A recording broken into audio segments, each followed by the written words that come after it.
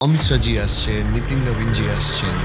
এই যে ইন্টারনাল মিটিংসগুলো যখন হচ্ছিল, কি ধরনের কথা হচ্ছিল? ইন্টারনাল মিটিংয়ে সাংবাদিক নেই, হুম। সে কথা তো আপনাকে আমি কিছুতেই বলব না।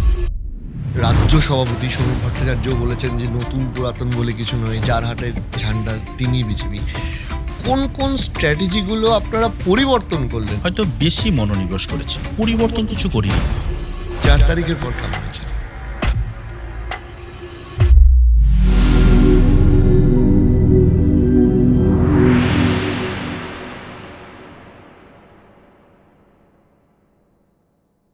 দাদা অনেক ধন্যবাদ। নমস্কার আপনাকে। ব্যস্ততার সময় বিশেষ করে এখন ব্যস্ততা যে আরো বেড়ে গেছে তার মধ্যে এখানে আ আমাদের স্টুডিওতে সময় দেওয়ার জন্য।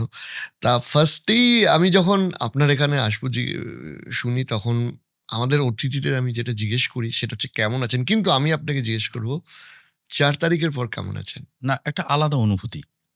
সেই যবে থেকে ছাত্র অবস্থা থেকে যে আদর্শে উদ্বুদ্ধ হয়ে আছি, তারপর ছাত্র রাজনীতির মাধ্যম দিয়ে নিজের আ সাংগঠনিক জীবন শুরু, তারপর রাজনৈতিক জীবন শুরু। তো কখনো এরকম ভাবার সুযোগ হয়নি। মানে ভাবার সাহসও হয়নি যে কখনো আমাদের সরকার থাকবে। পরে প্রতিবারই হতো যে আ অন্য রাজ্য জিতত, আমরা আ সেটা দেখে সেলিব্রেট মজা করতাম। পেতাম। হ্যাঁ। ভালো লাগতো, ভালো লাগতো। আর ভাবতাম কবে হবে? তো সেটা হলো। ১ম কিছুদিন তো বুঝে উঠতে পারছিলাম না। যেন একটা নেশার মধ্যে ছিলাম। তারপরে আস্তে রাস্তাঘাটে মানুষের আ যে রেসপন্স, সেটা আস্তে অনুভব করালো না, দিন পাল্টেছে। আমাদের সেই এত বছরকার, এত দশকের পরিশ্রম আ এখন সফল হচ্ছে, হবে। এই জায়গা থেকে আরেকটা জিনিস জিজ্ঞেস করছি যে এই যে জেতার যে আ জেতার যে প্রসেস বা আমি বলব যে ভোট প্রক্রিয়া যখন বিজেপি গেল আমরা দেখলাম একটা অন্যরকম বিজেপি। আমরা বিজেপির প্রচারের মধ্যে এবারে কোনো সেই অর্থে ফিল্ম স্টারকে আমরা দেখিনি ক্যান্ডিডেট হিসেবে আসতে। আমরা দেখেছি যে পুরনো বিজেপি কর্মীরা ফিরেছেন। ইভেন বহু সময় আ আপনাদের রাজ্য সভাপতি সমীর ভট্টাচার্যও বলেছেন যে নতুন পুরাতন বলে কিছু নয়, যার হাতে ঝান্ডা তিনিই বিজেপি। কোন স্ট্র্যাটেজিগুলো আপনারা পরিবর্তন করলেন বলে আপনার মনে হলো যেটা বিজেপির এই নির্বাচনের যে সফলতা সেটাতে কাজে দিল? দেখুন, পরিবর্তন কিছু করিনি। হয়তো বেশি মনোনিবেশ করেছি। আচ্ছা। বেশি মনোনিবেশ করার আ সুযোগ পেয়েছি, বা যারা নেতৃত্ব দিয়েছেন আরো বেশি মনোনিবেশ করার জন্য উদ্বুদ্ধ করেছেন। তো এইটাই একটা। আমরা কোনো নতুন ফর্মুলা এনেছি এরকম নয়। কাজের ধরন, কাজের উৎসাহ আ এবং কাজে মনোনিবেশ, এইবারটায় তার তীব্রতম মাত্রায় ছিল। ওইজন্য এই সফলতা। আর আলাদা কোনো স্ট্র্যাটেজি বা আলাদা কোনো এইভাবে আ ফিল্ম স্টারকে এনে আ ভোট জেতা যায়, এটা ভারতীয় জনতা পার্টি বিশ্বাস করে না। কোনো ক্ষেত্রে একটা এক্সপেরিমেন্ট করতে পারে। কিন্তু এটা তার মানে আমি মূলভূত চিন্তা নয়। ২০২১ এ যেটা দেখেছিলাম যে অনেকে আ টলিউডের অনেক নায়ক-নায়িকারা টিকিট পেয়েছিলেন। হুম। সেটা থেকে সম্পূর্ণ উল্টো একটা বিজেপিকে আমরা দেখলাম ২৬ এর বিধানসভায় যেতে।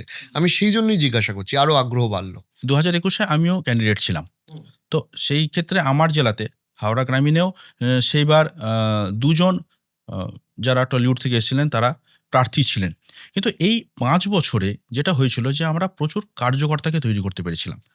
মানে পার্টির জন্য যারা ভাবেন, পার্টি করেন এবং পার্টিকেই সামনে রেখে নিজের আ সমস্ত কিছু তারা পরিকল্পনা করেন। তো এইরকম কার্যকর্তার সংখ্যা আগের থেকে অনেক বেশি হয়েছিল। ওইজন্য আমাদের আর অন্য কোথাও যেতে হয়নি। আ যারা পার্টির ওয়ার্কার বলব না এখানে, কার্যকর্তা। তো সেই কার্যকর্তারাই যথেষ্ট ছিল এবার নির্বাচনের সামনে রেখে নির্বাচনকে জয়ী করার জন্য। ওইজন্য ২০২১ থেকে আমরা কিছু শিক্ষা নিয়েছিলাম। কিন্তু উম ওইটা কি ভুল ছিল, কি ঠিক ছিল, এটা বলার অধিকার আমার নেই। কোন ৩ টে বিষয় যেটা এবারের যে নির্বাচন আছে সেখানে বিজেপির জন্য খুব পজিটিভ গেল বলে আপনার মনে হয়? টপ ২-৩ টে বিষয় যদি আপনাকে জিজ্ঞাসা করি। জেতার জন্য, বিধানসভা নির্বাচন জেতার জন্য সেটা হলো মানসিকতা। একদম শুরুর থেকে আমরা যারা কাজ করেছি সর্বস্তরে, রাজ্য স্তরে, জেলা স্তরে, বিধানসভা স্তরে, থেকে একদম বুথ স্তর পর্যন্ত। এবার মানসিকতায় পরিবর্তন এসেছিল। কাজ করার ধরনে পরিবর্তন এসেছিল। তার প্রধান কারণ হলো নেতৃত্ব। কেন্দ্রীয় নেতৃত্ব যারা এসেছিলেন, প্রত্যেককে এতটাই এ বিষয়ে ফোকাস ছিলেন এবং আমাদের ফোকাসড হতে শিখিয়েছিলেন, এতটা বোধহয় কখনো হয়নি। এইটা আ ৩ টে কারণ, যদি বলি তো ৩ টেই একটাই কারণ। এত বেশি আ কাজকে বিশ্লেষণ করা, কাজের প্রত্যেকটা জায়গায় ধ্যান দেওয়া এবং সেটা নিয়ে পরিকল্পনা করা এবং পরিকল্পনার আবার ফলো আপ করা। তার জন্যই হয়েছে। আর এটা শুধু একটা স্তরে হয়নি, সর্বস্তরে হয়েছে এবং নেতৃত্ব এটা সর্বস্তরে করিয়েছে। এর জন্যই আমাদের সংগঠনের জোরে, হুম। একদম পুরোপুরি সংগঠনের জোরে আমরা এই নির্বাচন জিতেছি। এই যে ধরুন এখন তো নিশ্চয়ই আমি পুরোটা জিজ্ঞেস করব না, যতটা বলা সম্ভব। কিছুটা বলতে অসুবিধা থাকার কথা না, নির্বাচন হয়ে গেছে, আপনারা সাকসেস পেয়ে গেছেন। এই যে যখন কেন্দ্রের নেতৃত্ব আসছে আমরা দেখেছিলাম যে মানে প্রায় ১০ দিন ১৫ দিন করে কলকাতার যে হোটেলগুলো রয়েছে সেখানে প্রচুর বিজেপির গাড়ি, প্রচুর কেন্দ্রীয় নেতৃত্ব এসছেন, প্রচুর মিটিং হচ্ছে। অমিত শাহজি আসছেন, নিতিন নবীনজি আসছেন। এই যে ইন্টারনাল মিটিংস গুলো যখন হচ্ছিল, কি কি ধরনের কথা হচ্ছিল? যে এই যে আপনি ফোকাসের ব্যাপারটা বললেন, কোন কোন ধরনের আলোচনাগুলো মূলত উঠে আসছিল? দেখুন, যেখানে যে ইন্টারনাল মিটিংয়ে সাংবাদিক নেই, হুম। সে কথা তো আপনাকে আমি কিছুতেই বলব না। আমি ওই জন্য শুরুতেই বললাম যে অল্প বিস্তর যতটা বলা সম্ভব। যতটা এইটাই বলি যে সমস্ত কিছু আ মানে আমার একটা ইংলিশতে কথা আছে, work on your plan on your work and work on your plan. তো এই দুটো জিনিস সেই প্যারালালি আমাদের চলেছে। যে কাজটাই করেছি তার পরিকল্পনা হয়েছে। আর যে পরিকল্পনা হয়েছিল সেই অনুযায়ী কাজ করেছিলাম। হুম। এবার এটা সর্বস্তরে হয়েছিল। আর বারবার ফলো আপ হয়েছিল। বারবার ফলো আপ হয়েছিল। কোথাও বাদ রয়ে যাচ্ছে না তো? এই কোথাও বাদ রয়ে যাচ্ছে না, এই মানসিকতাটা যেটা যারা নেতৃত্ব দিয়েছেন, এটা সর্বস্তরে তাদের মাথায় ঢুকিয়েছিলেন। আমি একটা উদাহরণ দিচ্ছি। মনে করুন আপনি একটা জাহাজ আ সমুদ্রে ভাসাতে চাইছেন। বিশাল বড় জাহাজ। তার মধ্যে একটা ছোট্ট ফুটো রয়ে গেল। ফুটোটা ছোট কিন্তু। অত বড় জাহাজ বা অত বড় নৌকার তুলনায় সেটা খুব অল্প ক্ষেত্রফল ধারণ করছে। কিন্তু সে আপনাকে ডেস্টিনেশন পর্যন্ত নিয়ে যেতে দেবে না বা পারবেন না। জল ঢুকে আস্তে আপনাকে নৌকাটাকে বা জাহাজটাকে ডুবিয়ে দেবে। তো আমরা এইবার এই ছোট যে ফুটোগুলো ছিল, সেগুলো মেরামতির কাজে প্রচণ্ড মনোনিবেশ করেছিলাম। ওইজন্য আমাদের এই যাত্রায় সফল হয়েছি আমরা। তো এই কাজগুলো যে আমরা জানতাম না এমন নয়। আমরা নতুন কিছু ফর্মুলা করেছি এমনও নয়। কিন্তু এই জিনিসের ওপর প্রচণ্ড ধ্যান দিতে হবে। বারবার প্রচন্ড দিতে জোর দিয়ে হবে। কাজ করতে প্রচণ্ড হতো। বারবার দিতে হবে। কোথাও এতে গাফিলতি করা যাবে না। এইটা এই নির্বাচনে শিখলাম। আপনাকে খুব ইনফ্লুয়েন্স করে এরকম নেতৃত্ব বা ওই ব্যক্তিত্ব? ভারতীয় জনতা পার্টি ব্যক্তি নির্ভর দল নয়, কার্যকর্তাদের নির্ভর দল। আমরা আ দেশকে সামনে রাখি। তারপর পার্টি, একদম শেষে ব্যক্তি। তবু ব্যক্তিত্ব একটা আ প্রভাব তো পড়েই মানুষের জীবনে। যার সঙ্গে আপনি উঠছেন, বসছেন, কথা বলছেন, যার নেতৃত্বে কাজ করছেন, তো তার তো প্রভাব পড়বেই। সেটা অস্বীকার করা যায় না। তো এই নির্বাচনে আ মাননীয় সুনীল বনশালজিকে যেভাবে পেলাম, এর তুলনা হয় না। উনার কাছ থেকে কতটা শিখবো, এর জন্য আমি মাপকাঠি পাচ্ছিলাম না। কি শিখবো? না, আমিও শুনছিলাম যে একদম চুপচাপ কিভাবে কাজ করে যাওয়া যায় সেটার এক্সাম্পল উনি হতে পারেন, আমাকে সবকিছু একজন বলছিলেন। যেরকমভাবে বকতে পারেন, সেরকমভাবে ভালোবাসতে পারেন।